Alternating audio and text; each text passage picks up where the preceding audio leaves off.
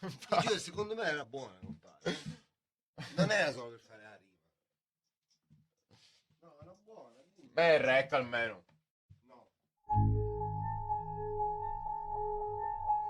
La gente non vuole vederti, ma vuole vederti soffrire. ha fede solo nei vincenti Ed ha tanti complimenti da offrire. quadrati diventano cerchi. Per chi non calcola le prospettive. Guardati, puoi rivederti dentro uno specchio d'aspettative. Fine.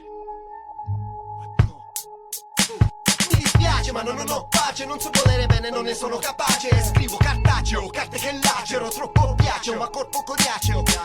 Sto avanti nel tempo, però sto sample del Cretaceo. Di veleno pieno mi spremo, via come un treno, come un maniaco col capoto nero. La rabbia non è un sentimento sincero, meno vivo in città, meno vivacità temo. Ma se mi hai colpito al cuore è un attacco cardiaco, ci vado di placebo, ipocondriaco. Se dico quel che penso criticano, diventa uno scontro bellico, serbo bosniaco. Ubriaco contro i miei problemi, studiando la Bibbia scovo tracce di alieni. Conviene anche tu che il controllo è demoniaco. Imparo dalla paradisiaco, che sia quel che sia, tanto questo è un carcere. Non c'è consentito andarcene, qua c'è chi impasta un suono antico.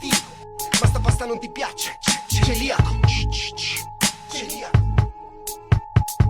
Per me è buona la prima, ammesso che tutto risulti spontaneo, come lo sguardo perso nel vuoto dopo caffè e sigaretta di vano. Piano piano, andiamoci piano, prendiamoci bene, aspettiamoci invano. Amiamoci sì, ma da lontano, che tanto è pelodia a farmi più umano. Chiaro, io che non mi capacito, belle parole ma vado sul pratico. Cuore meccanico, niente di magico, cerchi calore ma dentro l'Antartico. Antipatico, arido, d'animo, ti entro in testa perché sono empatico e riesco a toccare ogni punto nevralgico, causando crisi ed attacchi di panico.